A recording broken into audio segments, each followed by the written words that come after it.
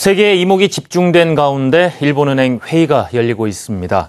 구로다로 있고 일본은행 총재가 주력하고 있는 부분이 2% 인플레 타겟팅인데요. 이 목표 달성이 사실상 좀 어렵지 않느냐 하는 시각이 나오면서 엔달러 환율이 92엔대로 내려앉았습니다. 한국경제신문 한상춘 논설위원과 함께 이 부분 자세히 짚어보겠습니다. 네, 안녕하십니까? 안녕하십니까? 네. 자, 위원님, 어제부터 일본은행 회의가 열리고 있는데요. 네. 하지만 엔달러 환율이 92엔대로 내려갔거든요. 일단 지금 시장 상황부터 짚어보면 어떨까요? 오늘은 네. 앞서 두 분께서도 말씀해 주셨습니다는 시장 네. 상황이 상당히 좀 변화가 많았던 것 같아요. 다우지수도 샌프란시스코 연방은행 총재가 네. 양적 완화 정책의 규모를 줄일 수 있다. 네. 영어 표현으로는 이분이 tapering up이라는 표현을 썼거든요. 요건 이제 정확한 의미는 양적 완화 정책의 규모를 서서히 줄여나갔다 하는 이런 입장에서 시장에 알려지면서 다우지수가 고용지표라든가 이런 지표도 좀 여러 가지 악화함께 영향을 받아서 그래서 좀 비교적 많이 떨어졌다 이렇게 보시면 되겠고요. 또 그것보다 더 관심이 있었던 것이 사실 구로다 하루요코가 지금 일본은행 정책회의를 주재하다 보니까 엔달러 환율이 어떻게 되느냐 하는 문제인데요. 기분상으로 보면 엔달러 환율이 좀 올라가야 아마 일본 중앙은행의 회의도 좀 이렇게 들떠 있을 것 같은데요. 그렇죠. 시장은 오늘 내내 92엔대로 내려가는 분위기입니다. 물론 마감 때 조금 올라서긴 했습니다는 92엔대 모습을 보이고 있다고 보실 수 있고요. 국제금값도 아주 폭락했습니다. 국제금값도 온스당 1,550달러대입니다. 어제도 이제 어떤 강의를 통해서 의외로 우리나라에 있으신 분들이 이 금을 많이 갖고 있으신데요. 지금 국제금값이 한때 1,930달러 가다가 지금 1,550달러 하니까 그야말로 폭락세이거든요. 그래서 최근에 시장상에 아주 격변하는 만큼 시장의 움직임을 진행자께서도 말씀해 주셨다는 상당히 좀 예의주시해서 바라볼 필요가 있는 이러한 시점이다 이렇게 볼 수 있습니다. 그렇군요. 자, 갈수록 구로다루이코가 이제 목표로 삼고 있는 2% 인플레 타겟팅 달성이 좀 어렵다는 시각이 많아지고 있는데요. 인플레 타겟팅 과연 어떤 의미를 담고 있는 것인지 좀 설명을 부탁드립니다. 네. 중앙은행 목표가 가장 중요한 것이 물가 안정입니까? 이 물가 안정을 위해서는 사실 통화 목표량이 얼마큼 공급할 것인가 중요한데요. 그런 각도에서 보면 우리가 과거의 화평 수령서를 해서 이렇게 통화 공급비를 정할 때 MV는 PT에서 다소 좀 어려운 얘기를 하겠습니다는 좀 설명을 위해서 좀 말씀드릴게요. 이거를 로그를 취해서 T 개념으로 미분하면 바로 증가율 개념으로 나오거든요. 그래서 이 통화 공급을 할 때 물가 억제 목표선을 설정하는 것이 굉장히 중요한데요. 바로 중앙은행의 가장 본질적 목표인 물가를 얼만큼 관리하겠다 하는 그 목표치에 해당된다 이렇게 보시면 되겠습니다. 그래서 지금 말씀대로 그동안 물가가 마이너스 국면으로 떨어지지 않겠느냐 하는 이것이 우려해서 물가 목표치를 2%로 설정하겠다는 것이 일본의 구로다였고 또 아베노믹스의 상징격에 해당되는 이러한 인플레 타겟팅인데요. 지금 보면 2% 달성이 가능하겠느냐 하는 각도에서 보면 사실상 2% 달성하려면 물가를 감안한 실질 국민소득 이것이 일본 입장에선 4% 이상 성장률을 끌어올려야 됩니다. 이건 일본 경제 입장에서는 지금 사실상 불가능한 거거든요. 버겁겠죠. 그렇습니다. 그러다 보니까 아베 총리 자체도 상징적 의미를 갖고 있지 이것이 달성하기는 좀 사실상 불가능하지 않느냐 하는 입장을 이렇게 보였고 그러다 같은 경우에는 이 아베 총리가 입장이 나오고 난 이후에 2% 달성을 위해서 모든 디플레 타겟팅을 다 동원하겠다 하지만 시장에서 보면 신뢰를 얻지 못한 상태에서 우리 엔달러 환율은 92엔대 오늘 마감은 93엔에서 이제 끝났습니다는 92엔대로 이렇게 내려앉는 이런 분위기가 연출되고 있다고 볼 수 있겠습니다. 그래서 일본에서도 사실 좀 엇갈린 시각들이 나오고 있는 상황 속에서 그렇습니다. 인플레 타겟팅 논란이 재현되는 것 아닌가. 사실 미국에서는 이미 이 두 경제학자가 떠오르는데 말이죠. 이 논쟁이 이제 인플레 타겟팅 논란 화두가 되었었습니다. 현재는 어떻게 진행이 되고 있는지요? 네, 인플레 타겟팅 논쟁은 이게 통화 정책에서 굉장히 중요한 내용이기 때문에 미국에서도 양적 완화 정책의 추진 근거로서 이 인플레 타겟팅 논쟁이 많이 됐었고요. 비단 우리나라 내부에서도 이 논쟁이 작년 하반기에 있었습니다. 그리고 지금 가장 관심이 되는 것은 일본 입장에서도 인플레 타겟팅 논쟁이 있고 유럽에서도 인플레 타겟팅 논쟁이 있어서 지금 전 세계에서 보면 이 논쟁이 중앙은행의 통화정책 기조와 관련해서 굉장히 중요한 내용이다 이렇게 보실 수 있습니다. 어느 한 나라만의 문제가 아니군요. 그렇습니다. 예. 그런 각도에서 인플레 타겟팅의 빌미를 제공한 두 유명한 그 학자가 있는데요. 네. 한 분은 그 프린스턴 대학의 크루만 교수입니다. 아, 유명하시죠. 예. 그렇습니다. 그래서 이제 한국경제TV에서 어제도 빌 클린턴과 함께 처음에 그 컨퍼런스 할 때 그 장면을 이렇게 다시 비춰줘서 개인적으로도 이분과 그때 네. 당시에 그 얘기를 한 적이 있어서 상당히 좀 다시 한번 회상이 됐었는데요. 네. 그분이 사실 주장한 거 보면 인플레 타겟팅이 지금 미국 같은 게 2%거든요. 이걸 3에서 4% 대폭 올려야 된다 하는 이런 입장이고요. 예. 반면에 그 버냉키는 현 수준을 고수해야 된다 하는 입장인데요. 이게 왜 중요하냐면 일본을 고스란히 그 적용해 보겠습니다. 어떻게 적용해 되는지요? 보면 예. 이 크루만스 교수의 그 주장대로 한다면 지금 불었다 하루 효과의 입장이다. 이렇게 이제 보시면 되겠고요. 네. 버냉키 입장으로 본다면 지금 이제 물러나 계십니다는 시라카 바로 직전에 일본 중앙은행의 총재 모습이다 이렇게 보실 수 있습니다. 그래서 지금은 미국 내 논쟁이 지속되고 있습니다는 네. 일본도 지금 말씀하신 대로 인플레 타겟팅성을 2% 되면서 이 논쟁과 관련해서 계속해서 부정적 견해도 만만치 않다. 특히 예. 일본의 학자들 사이에서는 아주 강하게 반대하는 것을 보실 겁니다. 지금 이 말씀하신 이 논쟁은요, 사실 우리로서도 사실 큰 문제가 그렇습니다. 아닐 수 없는데요. 일단 두 입장을 하나씩 짚어보겠습니다. 먼저 크루그먼 교수는 인플레 타겟팅 목표치를 수준을 올려야 된다라고 주장을 하고 있습니다. 왜 그런 건가요? 지금 사실 미국 입장에서 보면 경기는 회복된다 하더라도 이 고용 문제에서는 굉장히 좀 미흡하지 않습니까? 이런 그 고용 문제가 정책의 주안점이 되는데요. 오늘 발표됐던 그 고용 지표가 부실함에 따라서 네. 미국의 주축과 하락에 빌미를 제공하지 않습니까? 그래서 어떠한 경제 지표보다도 이 고용 지표가 버냉키라든가 오바마 입장에서는 가장 주력하기 때문에 이 고용 목표를 달성해야 되는데요. 현재 회복세가 미미합니다. 네. 고용 문제 달성을 위해서는. 근데 전통적으로 정책 여지가 있겠느냐 하면 지금 전통적으로 재정 지출 부분은 좀 적자 때문에 힘들고요. 금리도 더 떨어뜨리긴 어렵습니다. 이런 상태에서 돈을 푸는 것이 유일하게 지금 정책이 남아 있는데요. 그렇다 본다면 돈은 좀 풀어서 경기는 더 회복시키고 고용 문제를 해결해야 되는데요. 네. 인플레 타겟팅선을 너무 낮게 설정하면 돈을 풀기 어렵다는 얘기입니다. 그래서 보다 적극적으로 양적완화 정책이라든가 이런 것을 가기 위해서 네. 인플레 타겟팅성을 대폭 올려야 된다. 다시 말하면 2%에서 3에서 4%로 한 최대 2배 정도 올려야 된다 하는 네. 얘기인데요. 자, 그러면 선택의 문제가 있습니다. 시청자분도 지금 이게 학자들 사이에 가장 고민이니까 인플레 타겟팅을 올려서 물가가 올라갈 때 본인이 명목소득이 증가하지 않으면 물가가 상승한 만큼 구매력 기준으로 실질소득이 떨어지겠죠? 쓸 수가 없죠. 예. 네, 실질소득이 떨어지면 예. 선택의 문제가 있습니다. 자기 소득이 떨어졌기 때문에 네. 더 지출을 증대시키느냐 하는데요. 크루만 교수는 더 지출을 증대시킨다. 그러면 민간 소비가 증가하면서 사실 경기가 살아나지 않겠느냐 하는 네. 이런 입장입니다. 양적완화 정책과 함께.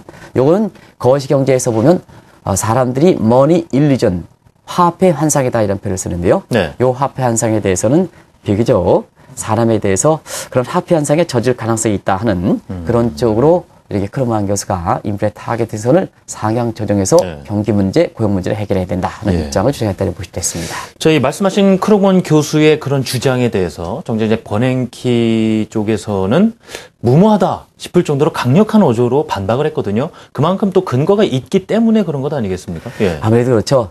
왜 그러냐면 그 버냉키 입장에서 보면 경기 부양해야 된다 하는 입장은 견지하고 있지만 네. 사실 이러한 돈을 풀어서 이렇게 경기를 살린다 하는 입장은 다른 각도에서 주장한다 이렇게 볼 수 있습니다. 네. 잠시 좀 설명드리겠습니다. 이 시청자분이 좀 헷갈릴 수 있는 부분이 있기 때문에 양적완화 정책도 인플레 타겟팅 상향 조정하는 것과 맞물려 있지 않느냐 하는 이런 시각인데요. 버냉키 의장은 인플레 타겟팅선은 2% 그대로 주장하고 있습니다. 왜냐하면 사실 물가라는 것은 한번 기대 심리가 있으면 걷잡을 수 없다 하는 이런 건데요. 오늘 샌프란시스코 중앙은행의 윌리엄스 총재도 바로 이 문제를 지적해서 빠르면 올해 하반기 들어서는 테이퍼링 업 해서 양적완화 정책의 월별 규모를 줄여나가겠다는 입장이다. 이게 시장에 미치는 영향을 미치거든요. 네. 사실상 바로 이와 같은 시각입니다. 그래서 물가라는 것은 지금 안정되어 있지만 만약에 한번 상승 타기 시작하면 걷잡을 수 없다 하는 각도에서 인플레 타겟팅선을 쉽게 올리면 안 된다 하는 이런 입장인데요. 사실 그렇습니다. 경제적 측면에서 보더라도 우리가 명목소득이 늘어나지 않은 상태에서 인플레 타겟팅을 올려서 물가가 이렇게 올라가서 실질소득이 감소할 때는 오히려 딜레버리지 한다는 얘기입니다. 자기 실질소득은 잘 아니까. 크루그만 교수와 달리 자기 실질소득이 떨어진 건 아니까. 네. 우리가 보통 위기 때는 부채를 감소하고 저축을 제고시키지 않습니까? 미래가 불확실하기 때문에. 그러면 이분 같은 경우에는 어떠냐면 오히려 실질소득이 감소하니까 소비를 감소한다는 얘기입니다. 그러면 소비를 감소하면 GDP의 총수 항목별 궤도에서 민간 소비가 차지하는 비율이 70%, 지금은 위기 때 더 높아졌습니다. 71% 정도 되다 보니까 결국은 경기가 또 떨어지지 않느냐 하는 입장이거든요. 그래서 이분은 다른 측면에서는 경기를 부양시키는 이런 쪽에 일관된 주장을 하고 있지만 인플레 타겟팅 선에 대해서는 크루그만 입장과 달리 전 2%를 그대로 고수해야 된다 하는 입장을 보여서 팽팽히 맞서고 있다 이렇게 볼 수 있습니다. 지금 뭐 각자 맡고 있는 역할을 떠나서 두 경제학자로서 말이죠. 버냉키 대 크루그먼 대 버냉키, 사실 자존심 싸움으로까지 비춰지는 것이 사실인데 현재 연준이 양적 완화 정책을 추진하는 거 봐서는 어떻게 보면은 크루그먼 쪽으로 가닥이 잡힌 것 아닌가 이런 생각도 드는데 어떻습니까? 그게 이제 잘 읽으셔야 될 대목입니다. 이렇게 지금 양적 완화 정책을 계속해서 추진하면 자. 인플레 타겟팅 상향 조정 여부와 관계없이 크루그먼 교수 입장대로 돈을 풀어서 경기를 살리고 고용 문제를 해결하는 그 시각과 같지 않느냐 하는데요.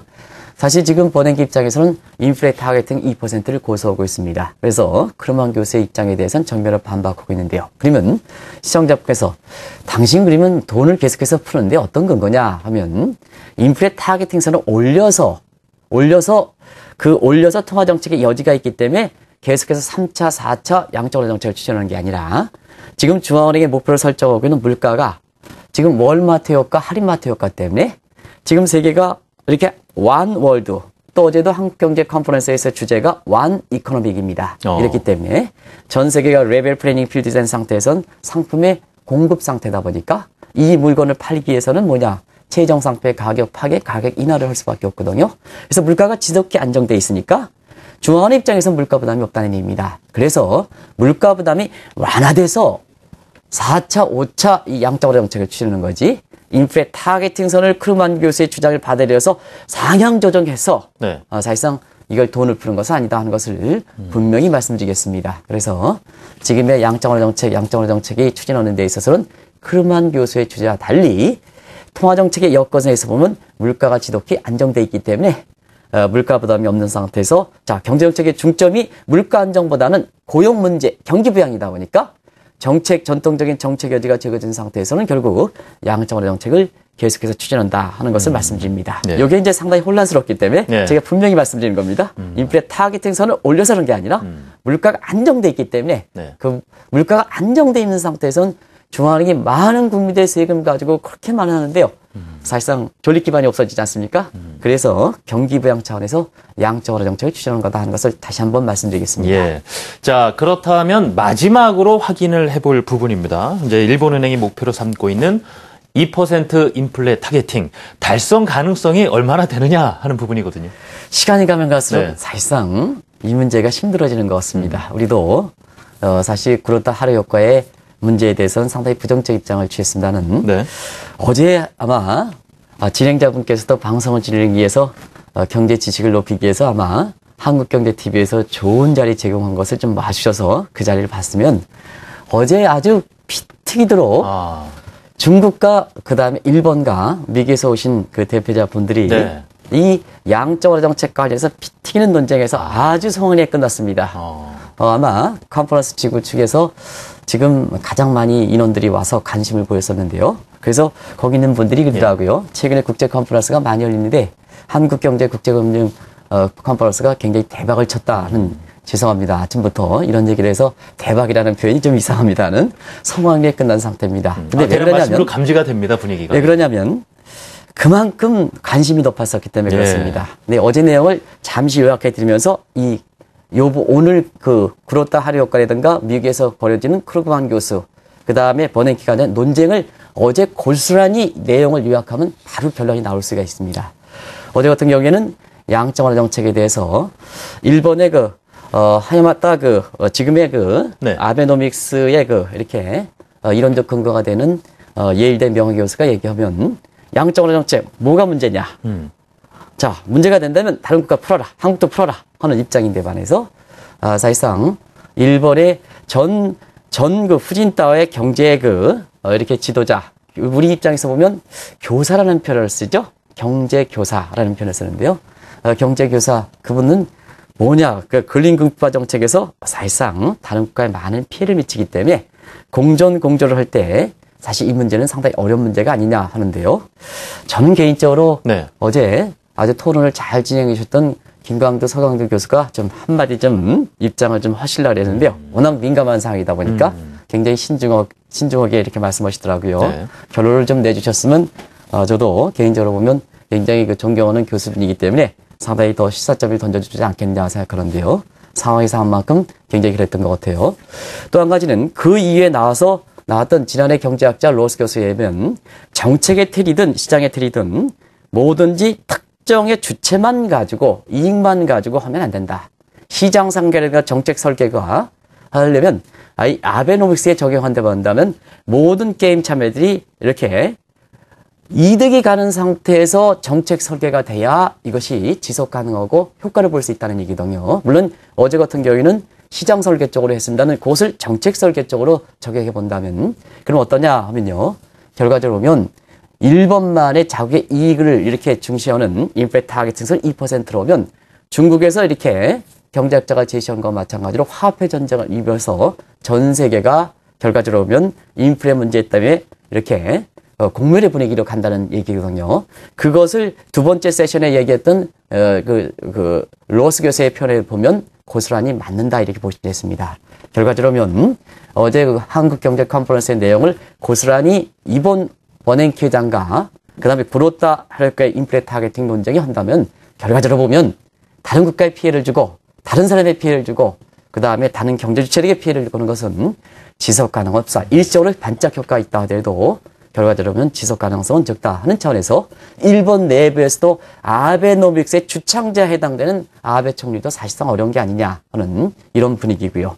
일본 내부에서 학계라든가 일본 수입업체라든가 국민들 사이에서도 점차 이 아베노믹스에 대해서는 그렇게 신뢰를 좀 떨어져 가는데요. 일부 사람들이 이 아베노믹스에서 원의 난조를 매팅해야 된다.